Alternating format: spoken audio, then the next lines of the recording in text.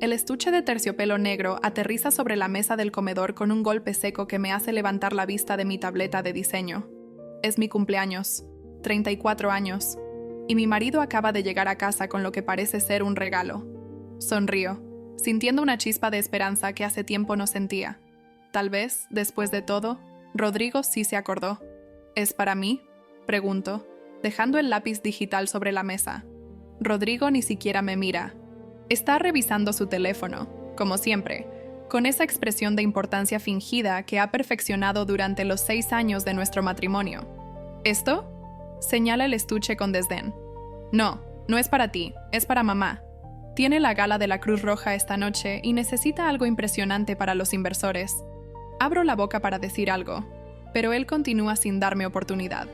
Además, tú no tienes eventos importantes. Quedaría ridículo en ti. Mi nombre es Valentina Reyes. Tengo 34 años, y según mi marido, mi suegra y el resto del mundo, soy simplemente la esposa decorativa del exitoso director comercial de Valentina Diamante. Si alguna vez alguien te robó algo que era tuyo y lo presumió como propio, deja tu like y escribe desde qué país me ves. Lo que hice esa noche cambió todo. Pero antes de contarte lo que pasó en esa gala, necesitas entender cómo llegué aquí. Porque esta historia no empieza con un estuche de terciopelo en un comedor de lujo. Empieza hace 8 años, cuando una joven diseñadora de joyas cometió el error de enamorarse de un hombre que solo veía oportunidades donde debería haber visto amor. Mi madre, Carmen Reyes, fue una de las orfebres más talentosas de Toledo. Trabajaba en un pequeño taller heredado de su abuela, creando piezas únicas que vendía a turistas y coleccionistas. No éramos ricos, pero teníamos lo suficiente. Y lo más importante, teníamos pasión. Desde que tengo memoria, me sentaba junto a ella viendo cómo sus manos transformaban el metal en arte. Me enseñó todo lo que sabía: el temple del oro, el engaste de piedras, la paciencia infinita que requiere crear algo verdaderamente hermoso. Las joyas no son solo adornos, Valentina, me decía mientras trabajaba. Son historias que se llevan en el cuerpo.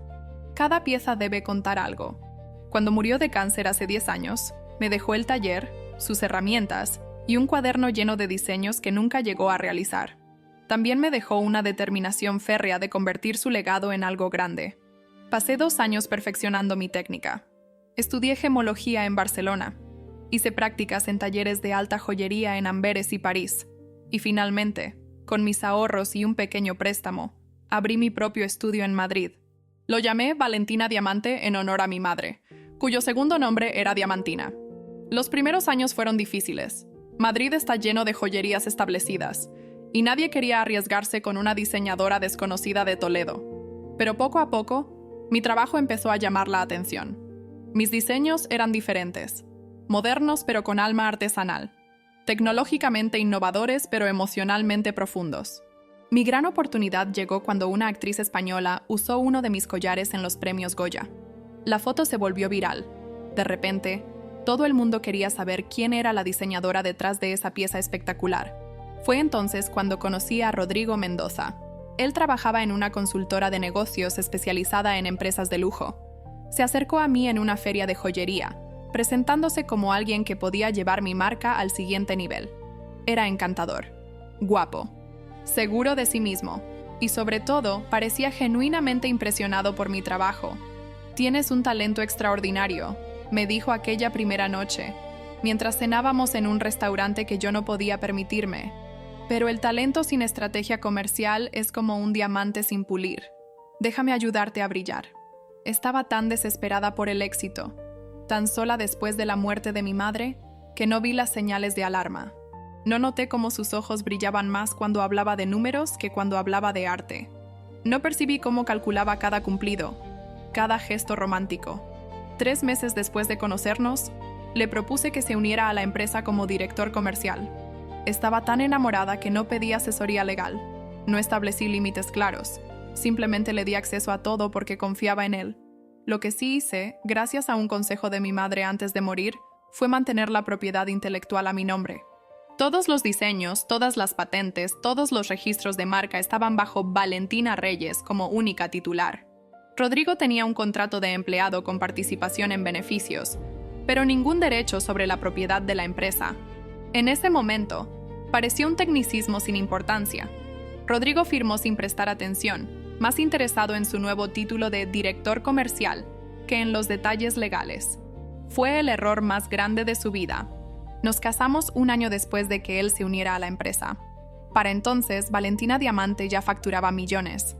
Teníamos boutiques en Madrid, Barcelona y París.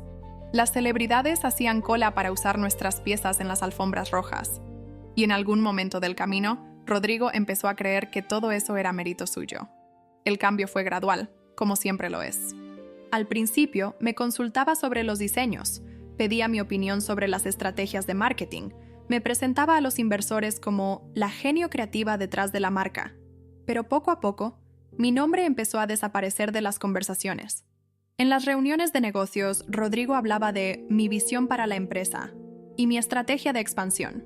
Cuando los periodistas preguntaban por el origen de la marca, él contaba una versión editada donde mi papel se reducía a inspiración inicial. Valentina es muy tímida para las entrevistas, decía con esa sonrisa condescendiente que yo había aprendido a odiar. Prefiere quedarse en el taller mientras yo me encargo del lado comercial. No era timidez. Era que cada vez que intentaba participar en una reunión importante, Rodrigo encontraba la manera de excluirme. Este cliente es muy tradicional, cariño, mejor que vaya yo solo. No creo que te sientas cómoda con tantos números. Quédate diseñando, ¿qué es lo que mejor haces? Diseñando, como si fuera una empleada más y no la fundadora de todo. Luego llegó doña Elvira. La madre de Rodrigo era exactamente lo que uno esperaría de una mujer que había criado a un hombre como él. Venía de una familia que alguna vez tuvo dinero, mucho dinero, pero que lo había perdido todo en malas inversiones y un estilo de vida insostenible. Ahora vivía de las apariencias, fingiendo una riqueza que ya no existía. Desde el primer momento, doña Elvira dejó claro que yo no era lo suficientemente buena para su hijo. Rodrigo podría haber elegido a cualquier mujer de buena familia, me dijo en nuestra primera cena juntas, pero eligió a una artesana de Toledo. La forma en que pronunció artesana dejaba claro que para ella era un insulto. Mi hijo siempre ha tenido debilidad por los proyectos de caridad, continuó, mirándome como si fuera un cachorro callejero que Rodrigo hubiera recogido de la calle. Rodrigo no dijo nada, solo sonrió incómodamente y cambió de tema. Debía haber huido en ese momento.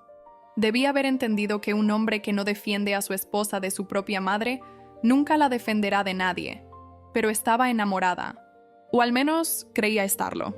Los años siguientes fueron una lenta erosión de mi autoestima.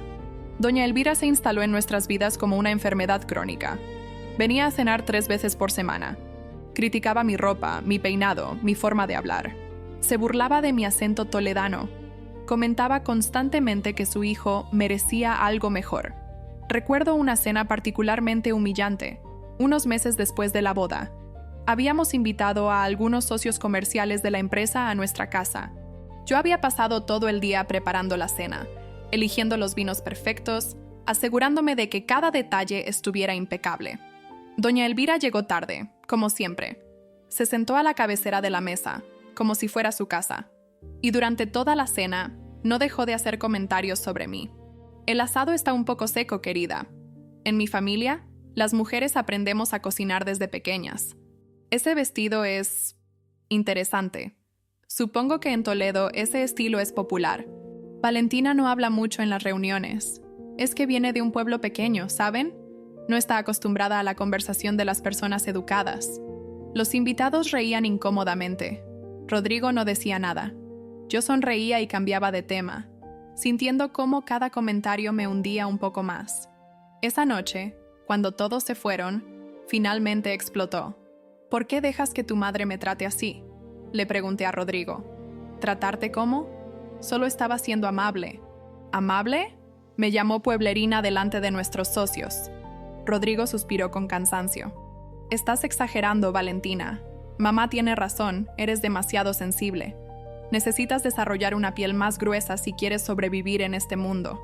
Este mundo lo construí yo, con mi trabajo, con mi talento. Tu talento. Rodrigo se rió, y fue la primera vez que escuché algo cruel en su risa. Sin mí, tu talento estaría vendiendo pulseras en un mercadillo de Toledo. yo te convertí en alguien. El mínimo que puedes hacer es soportar a mi madre con una sonrisa. Me quedé sin palabras. No por la crueldad del comentario, sino porque me di cuenta de que genuinamente lo creía. En su mente, él era el arquitecto de mi éxito y yo era simplemente una herramienta que él había refinado. Esa noche dormí en el cuarto de invitados. Era la primera de muchas. Y Rodrigo nunca la contradecía. A veces incluso se reía de sus comentarios más crueles. Es solo su forma de ser, me decía cuando yo me quejaba. No lo dice en serio. Tienes que tener más sentido del humor. Sentido del humor. Como si hubiera algo gracioso en que tu suegra te llame la criada con título delante de los invitados. Lo peor era ver cómo trataban mis creaciones. Las joyas que yo diseñaba con amor, que pasaba semanas perfeccionando, eran para ellos simplemente mercancía. Rodrigo hablaba de mis piezas como si fueran productos de fábrica, no obras de arte únicas. Necesitamos producir más rápido, me decía constantemente. La calidad está bien, pero el volumen es lo que genera dinero. Mis piezas no son para producción masiva, le explicaba una y otra vez. Cada una es única. Ese es el valor de la marca. El valor de la marca soy yo, respondía con esa arrogancia que había crecido exponencialmente con los años. Tú solo haces las cositas brillantes. Las cositas brillantes. Así llamaba a las joyas que habían convertido a Valentina Diamante en una de las marcas más codiciadas de Europa. Hace 2 años empecé a notar que algo más estaba pasando. Rodrigo llegaba tarde a casa con excusas cada vez más elaboradas. Reuniones de negocios que se extendían, cenas con inversores, viajes de última hora. Al principio no sospeché nada. Estaba tan acostumbrada a su indiferencia que su ausencia casi era un alivio. Pero luego empecé a encontrar cosas. Un recibo de un hotel donde supuestamente no había estado. Un mensaje en su teléfono que borró demasiado rápido. El perfume de otra mujer en su camisa. Contraté a un investigador privado. No porque quisiera salvarlo, sino porque necesitaba saber la verdad. Lo que descubrí fue peor de lo que imaginaba. Rodrigo tenía una amante, una modelo de 25 años llamada Lucía que había conocido en una sesión de fotos para la marca. Pero eso no era lo peor. Lo peor era que estaba planeando dejarme. Y no solo dejarme, sino quedarse con todo. El investigador consiguió grabaciones de sus conversaciones con un abogado. Rodrigo creía que, como director comercial y esposo, tenía derecho a la mitad de la empresa. Planeaba presentar el divorcio, reclamar su parte justa y luego vender su porción al mejor postor. La marca vale más sin ella, le decía al abogado en una de las grabaciones. Valentina es solo la cara bonita. Yo construí el negocio. Los inversores confían en mí, no en una artesana de pueblo. Escuché esas palabras una y otra vez. Cada vez dolía menos y me enfurecía más. Artesana de pueblo. La mujer que había diseñado cada pieza, que había construido la reputación de la marca desde cero, que había convertido el legado de su madre en un imperio. Esa noche no lloré, no grité. No confronté a Rodrigo cuando llegó a casa a las 3 de la mañana oliendo a perfume barato. Simplemente empecé a planear. Lo primero que hice fue reunirme con mi abogada, la licenciada Martínez, una mujer formidable que había trabajado con mi madre antes de que ella muriera y que conocía cada detalle legal de la empresa. Rodrigo no tiene ningún derecho sobre la propiedad intelectual. Me confirmó después de revisar todos los documentos. La marca, los diseños, las patentes, todo está a tu nombre. Él es un empleado con participación en beneficios, nada más. ¿Y el matrimonio? España tiene régimen de separación de bienes si se establece en las capitulaciones matrimoniales. ¿Las firmaron? Recordé el día de nuestra boda. Rodrigo había insistido en no firmar capitulaciones. No necesitamos eso, había dicho. Nuestro amor es suficiente garantía. Pero mi madre, incluso enferma, me había aconsejado protegerme. Firmamos las capitulaciones la semana antes de la boda, estableciendo separación total de bienes. Rodrigo firmó sin leer, como siempre. Sí, las firmamos. La licenciada Martínez sonrió. Entonces Rodrigo no tiene derecho a nada de lo que era tuyo antes del matrimonio. Y como la empresa estaba a tu nombre antes de casarte, él no puede reclamar ni un céntimo. ¿Y su trabajo en la empresa? Es un empleado. Puedes despedirlo cuando quieras, pagándole la indemnización correspondiente. No tiene participación accionaria, solo un porcentaje de beneficios mientras trabaje para ti. Sentí como si me quitaran un peso enorme de los hombros. Todo este tiempo Rodrigo había creído que era el dueño de mi imperio. y no era más que un empleado con delirios de grandeza. Pero no quería simplemente despedirlo. Quería que sintiera exactamente lo que yo había sentido durante años. Quería que la humillación fuera pública, memorable, imposible de olvidar. Y entonces se me ocurrió la idea perfecta. Llevaba meses trabajando en un proyecto secreto. Una línea de joyas inteligentes. Collares, pulseras y anillos equipados con tecnología de vanguardia. Rastreadores GPS invisibles. Cierres biométricos que solo se abrían con la huella digital del propietario registrado. Y lo más innovador, un sistema antirrobo que podía activarse remotamente. La idea había surgido de una conversación con una clienta, una actriz famosa que había sido víctima de un robo de joyas durante un viaje. Lo peor no fue perder las piezas, me había dicho. Lo peor fue sentirme vulnerable. Saber que cualquiera podía quitarme algo que significaba tanto para mí. Esa conversación me obsesionó durante semanas. ¿Y si las joyas pudieran protegerse a sí mismas? ¿Y si la tecnología pudiera convertir cada pieza en su propio sistema de seguridad? Contraté a un equipo de ingenieros electrónicos, los mejores que pude encontrar. Pasamos meses desarrollando prototipos, probando tecnologías, perfeccionando cada detalle. El cierre biométrico fue particularmente difícil. Necesitaba ser lo suficientemente pequeño para no afectar el diseño, pero lo suficientemente preciso para reconocer una huella digital con exactitud absoluta. El sistema antirrobo fue mi idea personal. Me inspiré en los coches de alta gama que tienen sistemas de inmovilización cuando se detecta un intento de robo. ¿Por qué las joyas no podían tener algo similar? El prototipo final incluía varias características revolucionarias. Un rastreador GPS miniaturizado, invisible a simple vista, que podía seguir la ubicación de la pieza en tiempo real. Un cierre magnético que, al activar el modo antirrobo, se bloqueaba herméticamente y solo podía ser abierto con la huella digital del propietario registrado. Y una conexión directa con los servicios de emergencia que enviaba una alerta silenciosa cuando el sistema detectaba un robo. También añadí un toque personal, una luz LED microscópica integrada en el cierre que parpadeaba en rojo cuando el modo antirrobo estaba activado.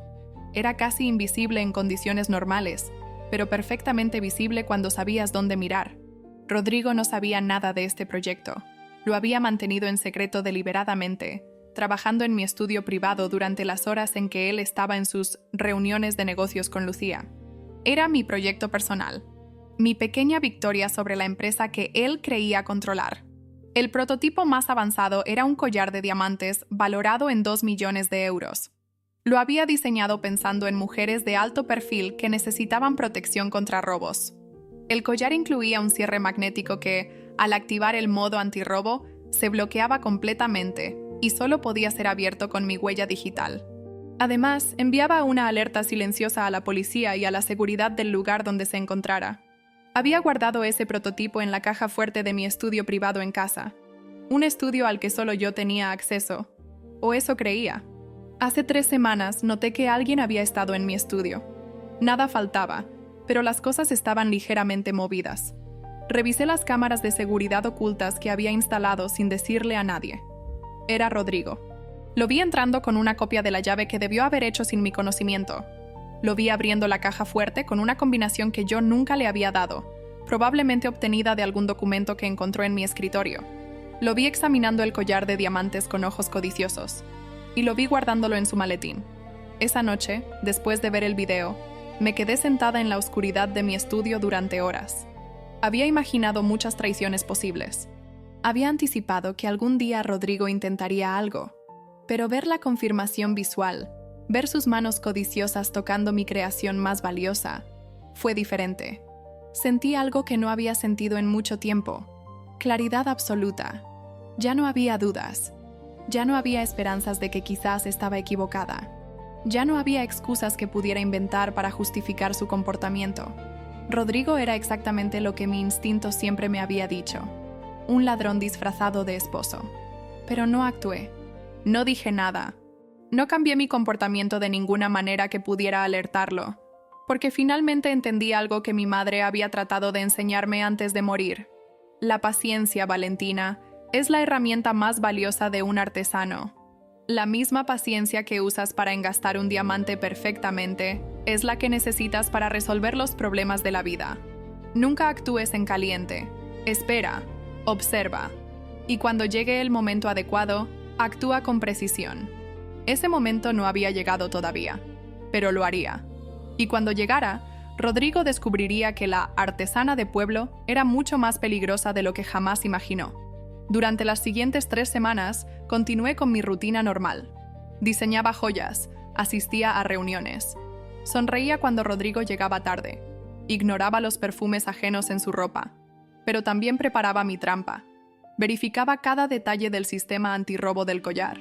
Confirmaba con mi abogada que los cargos por robo cualificado serían aplicables. Documentaba cada movimiento de Rodrigo con las cámaras de seguridad. Y esperaba. Y ahora, en mi cumpleaños, mientras Rodrigo me dice que el collar quedaría ridículo en mí, finalmente entiendo su plan. Va a darle mi creación más valiosa a su madre para que la presuma en la gala. Quiere demostrar que él tiene acceso a las piezas más exclusivas de la marca. Quiere impresionar a los inversores que estarán en el evento. Lo que no sabe es que acaba de darme exactamente lo que necesitaba. Está bien, digo con voz tranquila. Dale el collar a tu madre. Espero que disfrute la gala. Rodrigo me mira sorprendido. Probablemente esperaba lágrimas, súplicas, una pelea, no esta aceptación serena. ¿Eso es todo?, pregunta con desconfianza. ¿Qué más quieres que diga? Tienes razón, yo no tengo eventos importantes. Sonrío dulcemente. Voy a quedarme en casa trabajando en mis cositas brillantes. Rodrigo frunce el ceño, claramente confundido por mi reacción, pero no tiene tiempo para investigar. Tiene que llevarle el collar a su madre antes de la gala. Volveré tarde, dice mientras se dirige a la puerta. No me esperes despierta.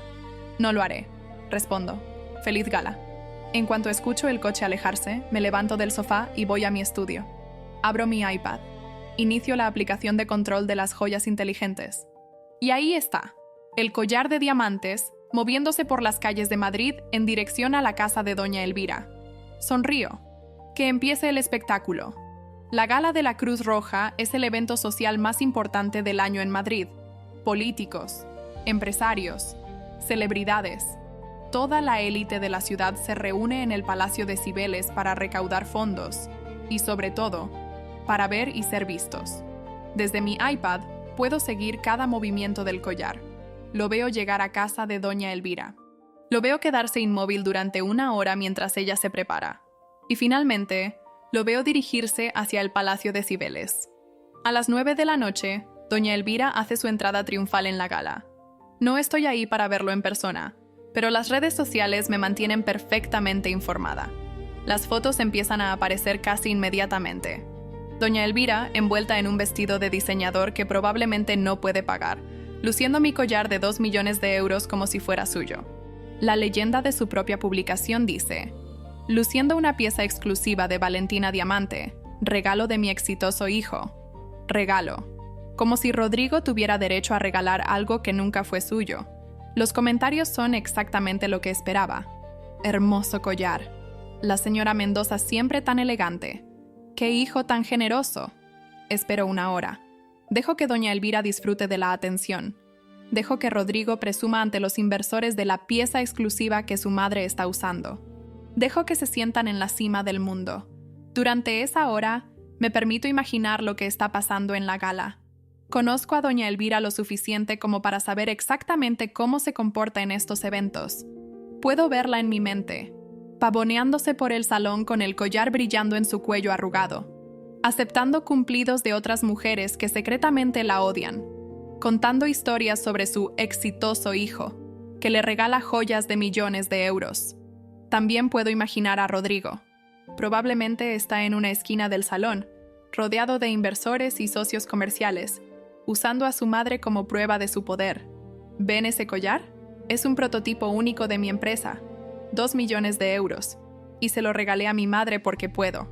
Lo que ninguno de los dos sabe es que cada segundo que disfrutan de ese collar, están cavando más profundo su propia tumba. Me sirvo una copa de vino. Tinto. Del mismo viñedo que mi madre visitó una vez en una de sus raras vacaciones.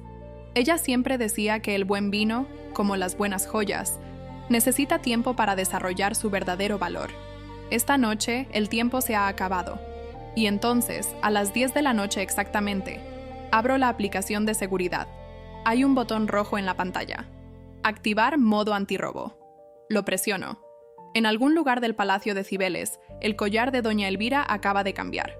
El cierre magnético se ha bloqueado completamente, fusionándose con el mecanismo de seguridad. No aprieta, no lastima, pero tampoco se puede quitar. Ni con las manos, ni con herramientas, ni con nada que no sea mi huella digital. Simultáneamente, una alerta silenciosa ha sido enviada a 3 lugares: la Central de Seguridad del Palacio de Cibeles, la Policía Nacional y la empresa de seguros que tiene póliza sobre la pieza. El mensaje es simple: joya de alto valor reportada como robada. Ubicación actual: Palacio de Cibeles. Portadora no autorizada. Me sirvo una copa de vino.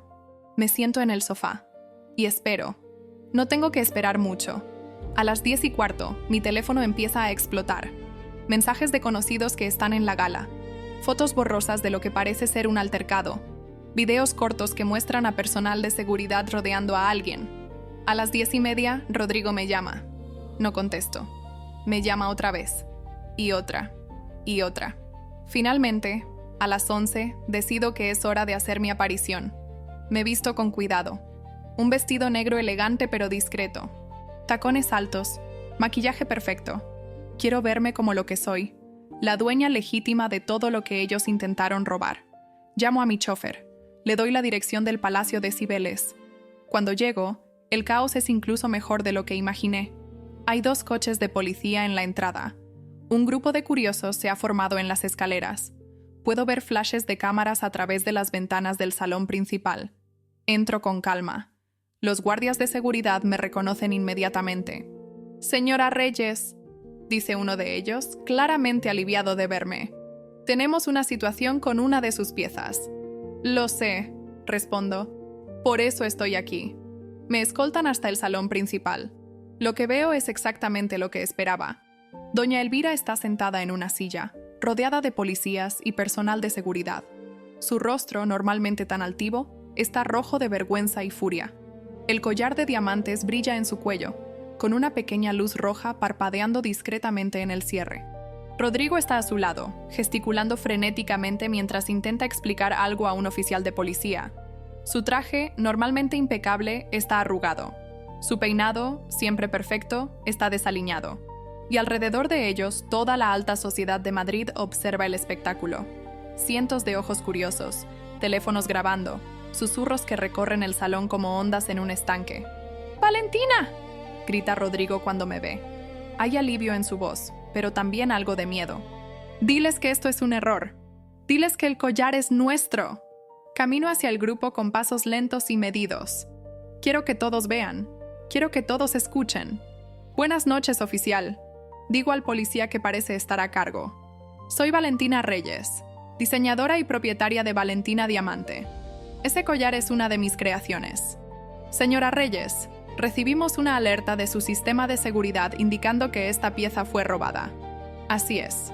Saco mi iPad y muestro la pantalla.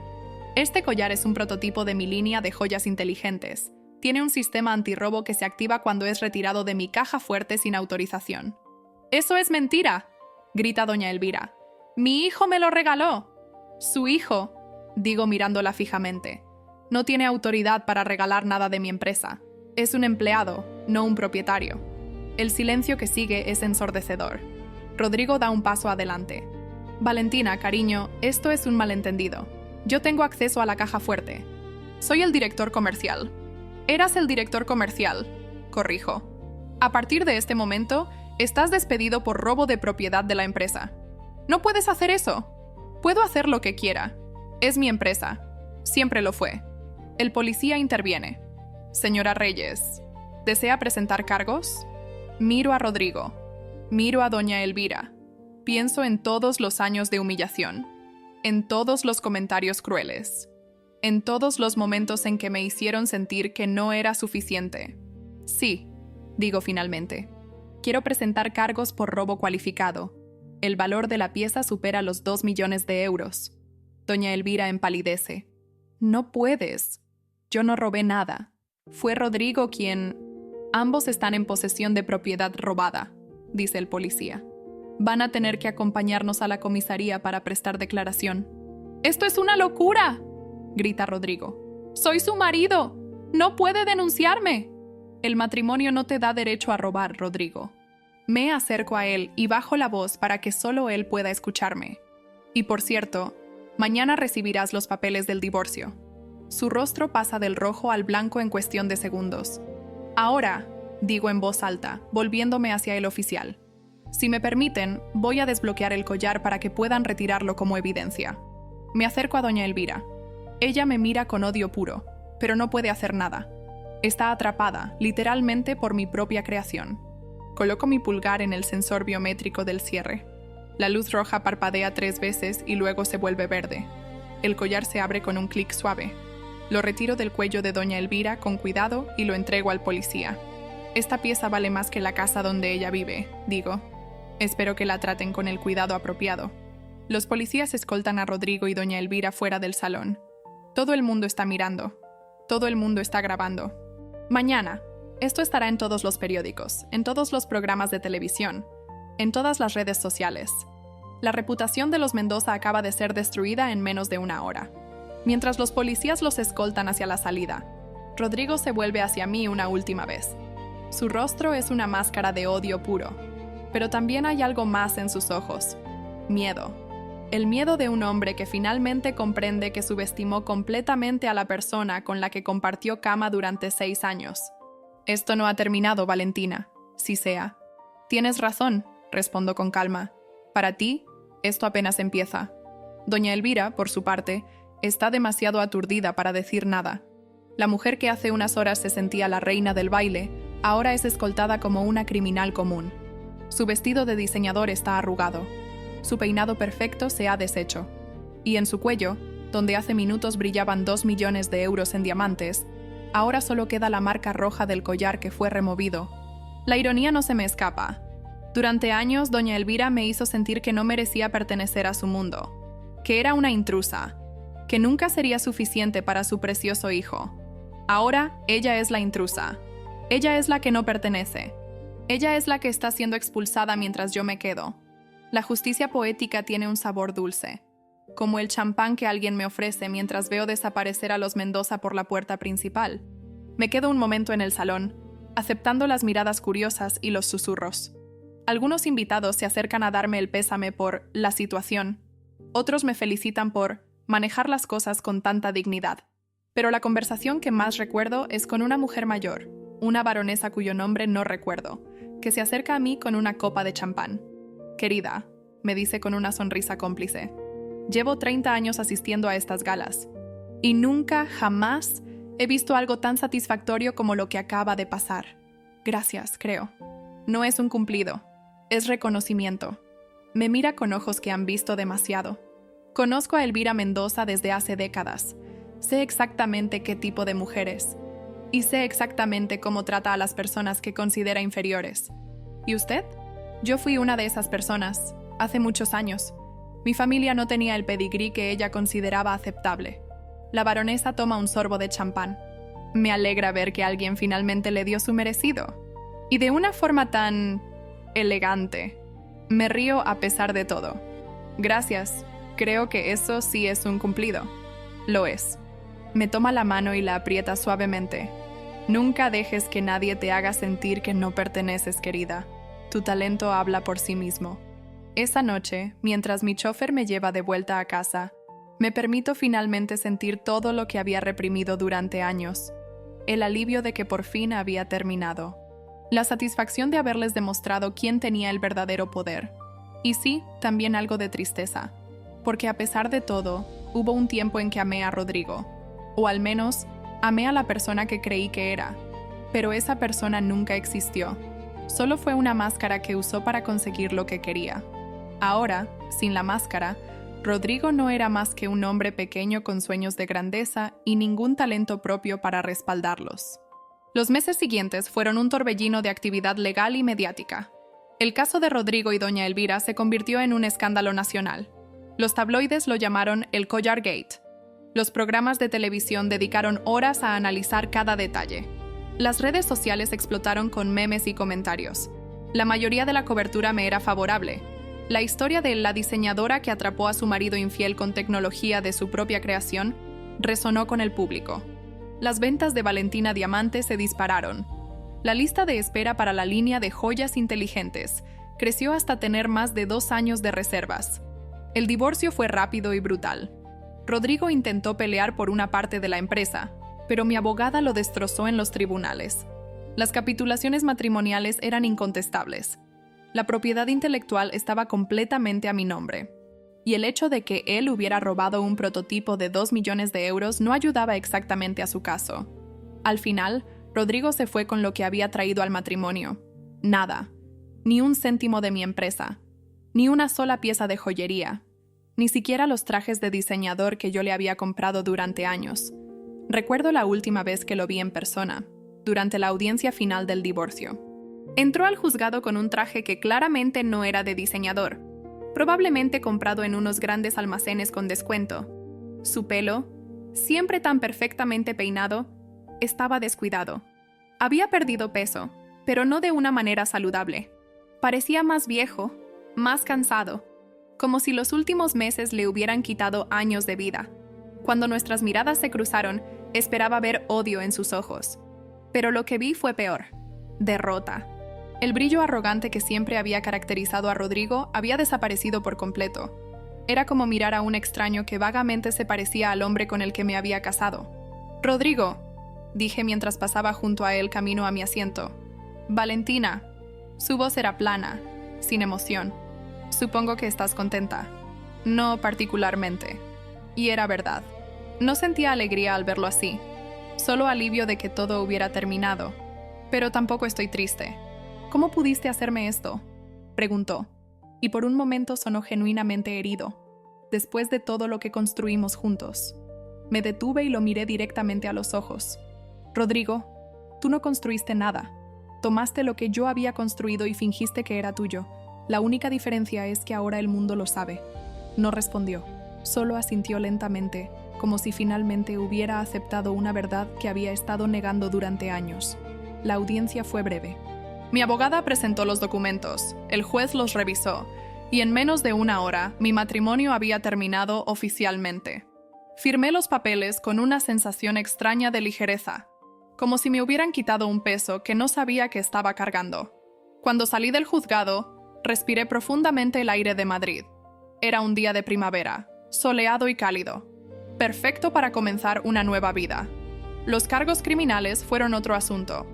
Rodrigo y doña Elvira fueron procesados por robo cualificado. El fiscal pidió 3 años de prisión para cada uno.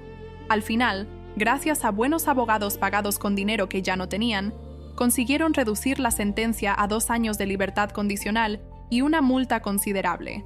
Pero el verdadero castigo fue la humillación pública. Rodrigo perdió todo.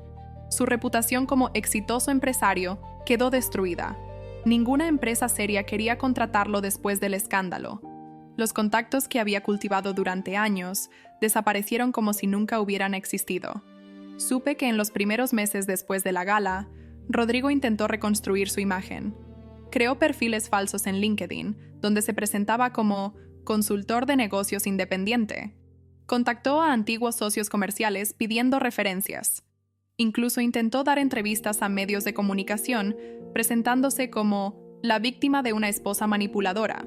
Pero la verdad tiene una forma de perseguirte. Cada vez que alguien buscaba su nombre en Google, lo primero que aparecía era el Collargate, videos de él siendo escoltado por la policía, artículos detallando cómo había robado a su propia esposa, comentarios de miles de personas llamándolo ladrón, mantenido y cosas peores. Su amante, Lucía, la modelo de 25 años, lo abandonó menos de 1 semana después del escándalo. Aparentemente, la idea de estar con un hombre arruinado y humillado públicamente no era tan atractiva como estar con el exitoso director comercial que él había fingido ser. Escuché que Rodrigo intentó contactarla varias veces después de la ruptura, que le mandaba mensajes suplicantes prometiendo que recuperaría su fortuna, que incluso apareció en su apartamento a las 3 de la mañana, borracho, exigiendo que lo dejara entrar. Lucía llamó a la policía. Rodrigo pasó una noche en el calabozo por alteración del orden público. No sentí satisfacción al enterarme de eso, solo confirmación de lo que siempre supe. Rodrigo era un hombre pequeño que necesitaba a una mujer que lo hiciera sentirse grande. Cuando esa mujer lo abandonó, Cuando ya no tuvo a quien usar como escalón, quedó expuesto como lo que realmente era: patético. La última vez que supe de él, estaba trabajando como vendedor de coches usados en un concesionario de las afueras de Madrid. Un trabajo honesto, sin duda, pero muy lejos del director comercial de una marca de lujo que él había fingido ser. Doña Elvira sufrió un destino quizás peor. La alta sociedad de Madrid, que siempre había tolerado su arrogancia porque creían que tenía dinero, le cerró las puertas en cuanto se supo la verdad. Las invitaciones dejaron de llegar. Las amigas dejaron de llamar. Los clubes exclusivos, donde presumía de su apellido, la expulsaron discretamente. Se mudó a un pequeño apartamento en Getafe, pagado con la pensión de viudedad de su difunto marido. Ya no había galas, ni vestidos de diseñador, ni joyas prestadas. Solo el silencio de una mujer que había pasado toda su vida mirando a los demás por encima del hombro y que ahora no tenía a nadie que la mirara. Me contaron que los primeros meses fueron especialmente difíciles para ella. Doña Elvira había construido toda su identidad alrededor de su posición social. Sin las galas, sin las amistades de conveniencia, sin el brillo de las joyas ajenas, no le quedaba nada. Una conocida me contó que la vio una vez en un supermercado de Getafe. Doña Elvira estaba comprando productos de marca blanca, comparando precios con la atención minuciosa de alguien que cuenta cada céntimo. La mujer que antes despreciaba a la artesana de Toledo, ahora vivía con un presupuesto más ajustado que el que yo había tenido en mis años de estudiante. «No me reconoció», me dijo mi conocida, «o fingió no reconocerme. Probablemente lo segundo. Creo que prefiere pretender que su vida anterior nunca existió». También supe que desarrolló problemas de salud relacionados con el estrés, ansiedad, insomnio, una úlcera que requirió hospitalización. El cuerpo tiene una forma de manifestar lo que la mente se niega a procesar. A veces, en mis momentos más oscuros, me permito sentir algo parecido a la lástima por ella. Doña Elvira no era una mujer malvada por naturaleza. Era el producto de una educación que le enseñó que el valor de una persona se mide por su cuenta bancaria y su apellido, que la única forma de sentirse superior es hacer que otros se sientan inferiores. Esa educación la destruyó tanto como me destruyó a mí durante nuestros años juntas. La diferencia es que yo pude reconstruirme. Ella no tenía las herramientas, pero la lástima pasa rápido, porque también recuerdo todas las noches que lloré por sus comentarios, todos los momentos en que me hizo dudar de mi propio valor, todas las veces que me llamó artesana como si fuera un insulto. Doña Elvira cosechó exactamente lo que sembró. Y si ahora vive en silencio y soledad, es porque ese silencio es el eco de todos los insultos que lanzó durante años. A veces me preguntan si siento satisfacción al ver su caída. La respuesta honesta es: un poco. Después de años de humillación, es difícil no sentir cierta justicia poética al verlos enfrentar las consecuencias de sus actos. Pero más que satisfacción, lo que siento es liberación. Liberación de un matrimonio que me estaba consumiendo. Liberación de una familia política que me despreciaba. Liberación de la necesidad de demostrarle nada a nadie más que a mí misma. Conocí a Marco un año después del escándalo. Él era orfebre, como mi madre. Trabajaba en un pequeño taller en el barrio de La Latina, creando piezas artesanales con técnicas tradicionales que se estaban perdiendo. Lo conocí cuando fui a su taller buscando a alguien que pudiera enseñarme una técnica antigua de filigrana toledana que mi madre nunca tuvo tiempo de mostrarme. Marco no sabía quién era yo cuando entré por primera vez a su taller. No reconoció mi nombre ni mi cara.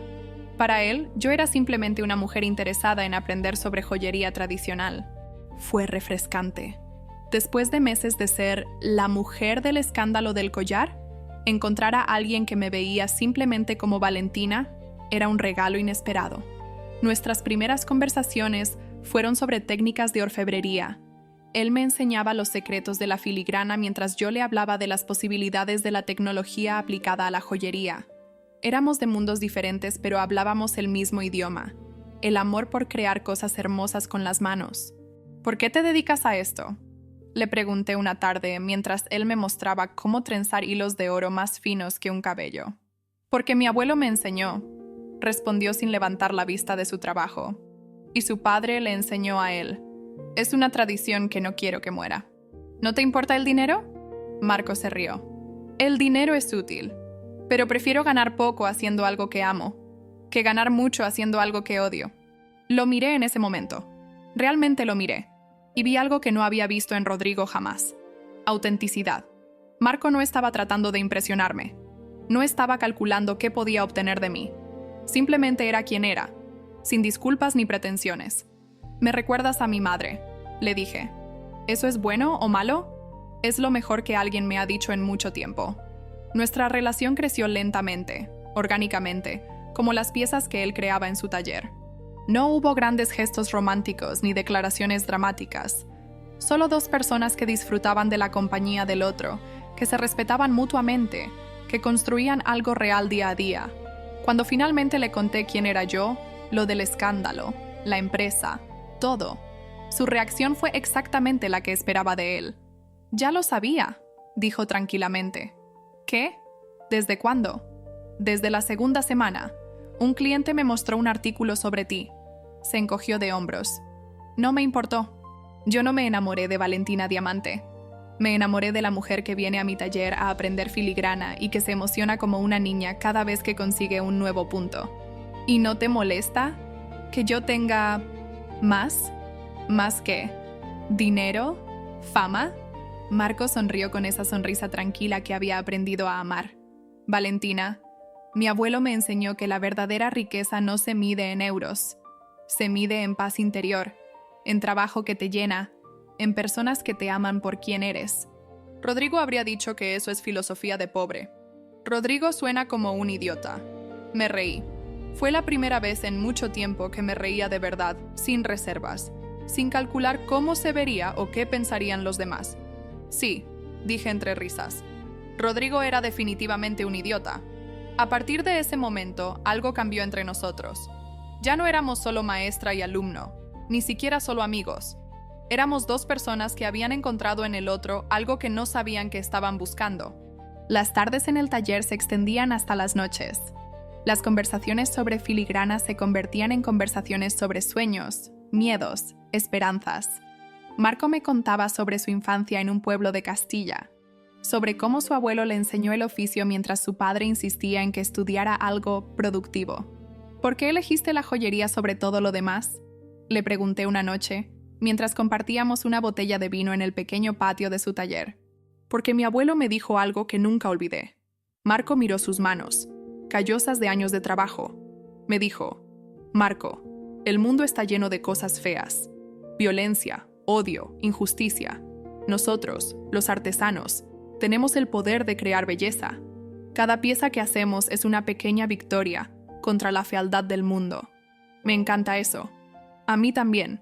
Es por eso que nunca dejé el oficio, aunque todos me decían que era una pérdida de tiempo». Marco me miró con esos ojos tranquilos que había aprendido a amar. «Y es por eso que admiro tanto lo que has hecho con tu empresa. No solo creas joyas hermosas, creas historias, significado. Eso es mucho más valioso que cualquier diamante». Rodrigo decía que eran cositas brillantes. Ya establecimos que Rodrigo era un idiota. Me reí, pero también sentí algo cálido expandiéndose en mi pecho. Algo que había olvidado cómo se sentía después de años de frialdad con Rodrigo. «¿Puedo preguntarte algo personal?», dijo Marco después de un momento de silencio. «Claro. ¿Por qué te quedaste tanto tiempo con él? Con Rodrigo. Eres una mujer inteligente, talentosa, hermosa. Podrías haber tenido a cualquier persona». La pregunta me pilló desprevenida. Era algo que yo misma me había preguntado cientos de veces. Creo que... Suspiré, buscando las palabras correctas. Creo que confundí la costumbre con el amor, y el miedo con la lealtad. Tenía tanto miedo de estar sola, de fracasar sin él, que prefería la infelicidad conocida a la incertidumbre desconocida. ¿Y ahora? Ahora sé que la soledad no es tan terrible como pensaba, y que el fracaso no es el fin del mundo. Lo miré a los ojos. Y también sé que hay hombres que no necesitan hacer pequeña a una mujer para sentirse grandes. Marco sonrió. «Me alegra que lo hayas descubierto. Yo también. Esa noche fue la primera que pasamos juntos. No hubo fuegos artificiales ni grandes declaraciones. Solo dos personas encontrando consuelo en los brazos del otro, descubriendo que la intimidad puede ser algo más que física. Puede ser dos almas reconociéndose. Nos casamos 2 años después, en el taller de Marco, rodeados de herramientas de orfebrería y obras a medio terminar. Solo 20 invitados, sin prensa, sin ostentación, solo las personas que realmente nos importaban. Yo diseñé nuestros anillos de boda. Marco los fabricó con sus propias manos, usando la técnica de filigrana toledana que me había enseñado. Eran sencillos pero perfectos, como nuestra relación. No son exactamente 2 millones de euros, bromeó mientras me ponía el anillo. Son infinitamente más valiosos, respondí, porque los hicimos nosotros. Esa noche, mientras bailábamos en el pequeño patio del taller bajo las estrellas de Madrid, Marco me susurró al oído: «Gracias por elegirme». «Gracias por verme», respondí. «Por ver a Valentina, no a la marca». «Son la misma cosa», dijo. «La marca eres tú, tu talento, tu pasión, tu determinación. Todo lo que construiste viene de quién eres». Tenía razón, por supuesto. Valentina Diamante no era solo un nombre, era yo. Mi legado, mi visión, mi trabajo. Y ningún marido ambicioso ni suegra despreciativa podían quitarme eso. Hoy, 3 años después de aquella noche en la gala, estoy sentada en mi nuevo estudio. Es más grande que el anterior, con ventanas que dan al retiro y luz natural que baña cada rincón. En las paredes hay fotos de mi madre trabajando en su pequeño taller de Toledo. Fotos de las primeras piezas que diseñé. Fotos de los premios que ha ganado la marca. Y una foto especial. Marco y yo el día de nuestra boda, sosteniendo nuestros anillos de filigrana hacia la cámara. Valentina Diamante ha crecido más allá de lo que jamás imaginé. Tenemos boutiques en 15 países. La línea de joyas inteligentes se ha convertido en un estándar de la industria. Celebridades de todo el mundo hacen cola para usar mis diseños. El collar que desató todo el escándalo, aquel prototipo de 2 millones de euros, ahora tiene un lugar de honor en el museo de la empresa. Lo exhibimos junto con una placa que cuenta su historia. El collar que se defendió a sí mismo. Miles de personas lo visitan cada año, muchas de ellas mujeres que quieren verlo con sus propios ojos. A veces me detengo frente a esa vitrina y recuerdo la noche de la gala. Recuerdo el momento exacto en que presioné el botón rojo. Recuerdo la sensación de poder que me invadió al saber que, por primera vez en años, yo tenía el control. Pero también recuerdo algo más importante. El momento en que me di cuenta de que siempre había tenido el control. Que el poder que ejercí esa noche no vino del collar ni de la tecnología. Vino de mí. De las decisiones que había tomado años antes, cuando insistí en mantener la propiedad intelectual a mi nombre. De la prudencia que mi madre me enseñó antes de morir. El collar fue simplemente la herramienta. El verdadero poder siempre estuvo dentro de mí. La línea de joyas inteligentes ha evolucionado mucho desde entonces. Ahora ofrecemos opciones para todos los presupuestos, desde piezas de lujo hasta joyas más accesibles que cualquier mujer puede permitirse. El sistema antirrobo ha prevenido cientos de robos en todo el mundo.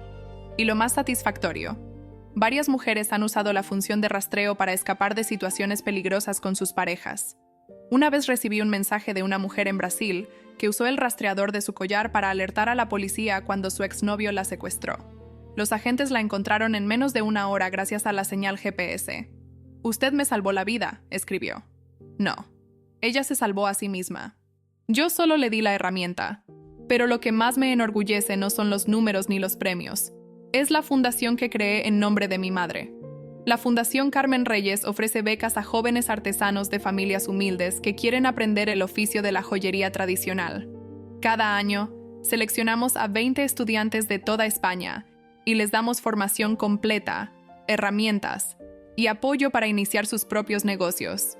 Marco dirige los talleres prácticos. Yo superviso el programa de mentores.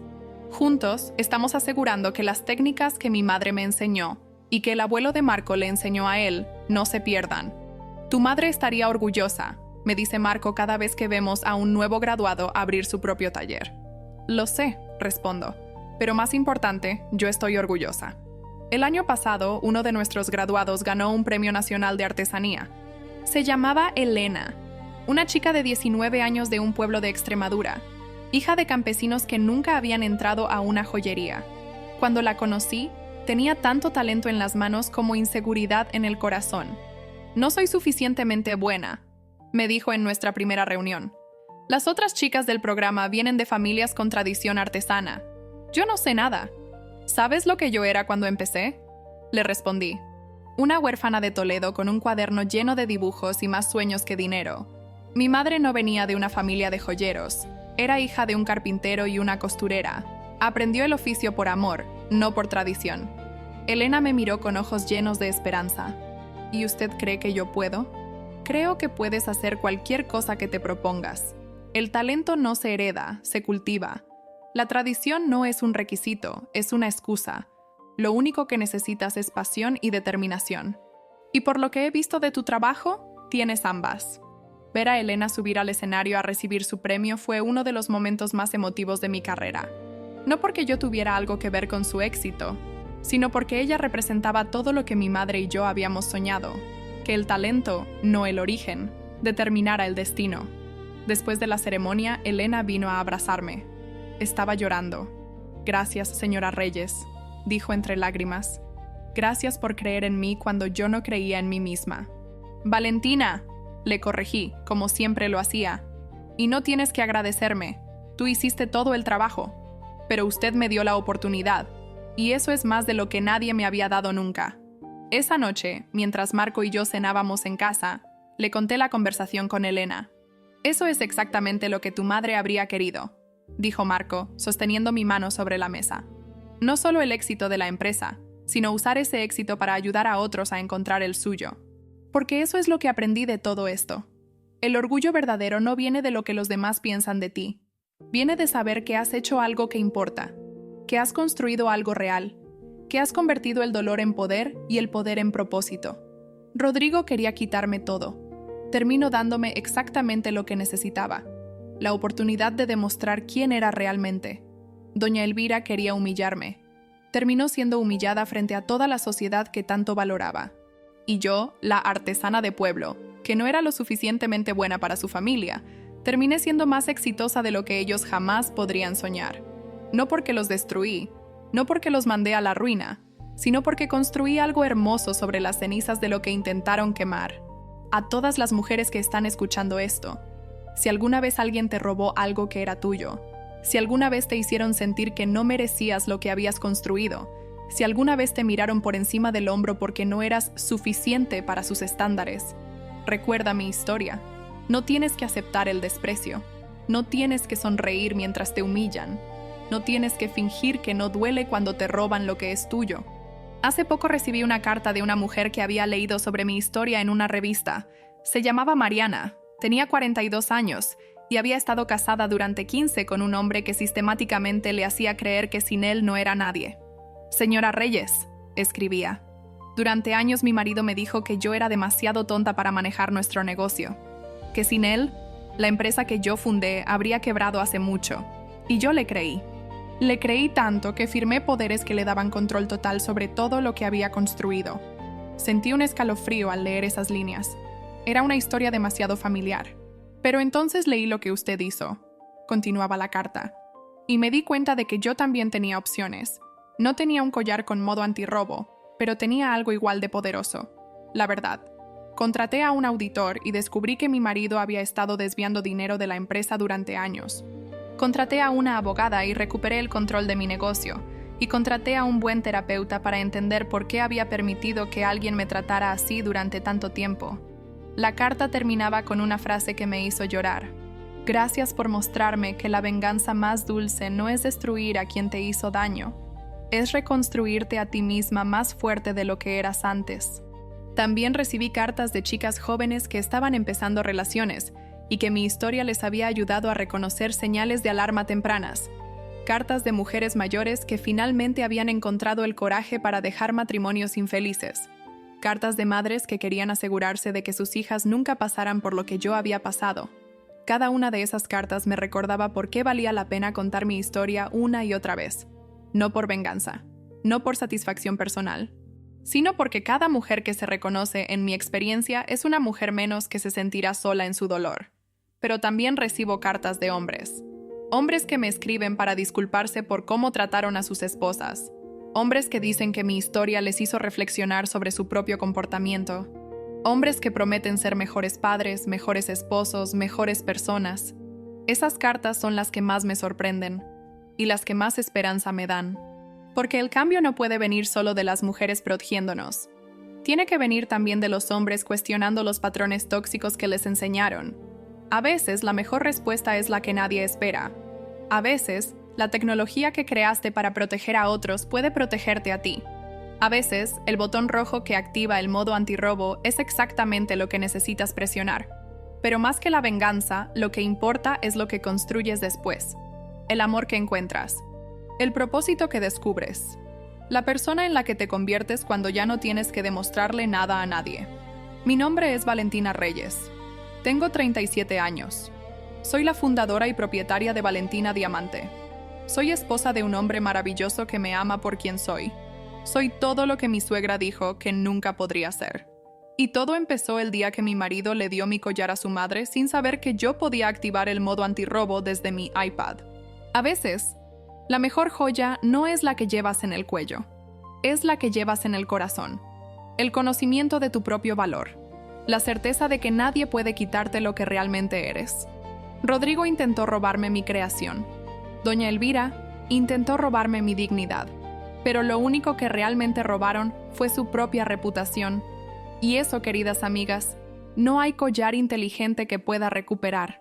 A veces, cuando estoy trabajando sola en mi estudio por la noche, pienso en mi madre, en cómo se sentiría al ver lo que he construido, en las conversaciones que nunca pudimos tener, en los consejos que ya no puede darme, pero también pienso en lo que me enseñó sin palabras, a través de su trabajo, a través de su dedicación, a través de la forma en que trataba cada pieza de joyería como si fuera un tesoro, sin importar su valor monetario. Las joyas no son solo adornos, Valentina, me decía. Son historias que se llevan en el cuerpo. Tenía razón. Y ahora, cada pieza que diseño lleva una historia. La historia de una mujer que aprendió a protegerse. La historia de una marca que nació del amor y sobrevivió a la traición. La historia de un collar que cambió todo. Mi nombre es Valentina Reyes. Y esta es mi historia. Pero también podría ser la tuya. Fin.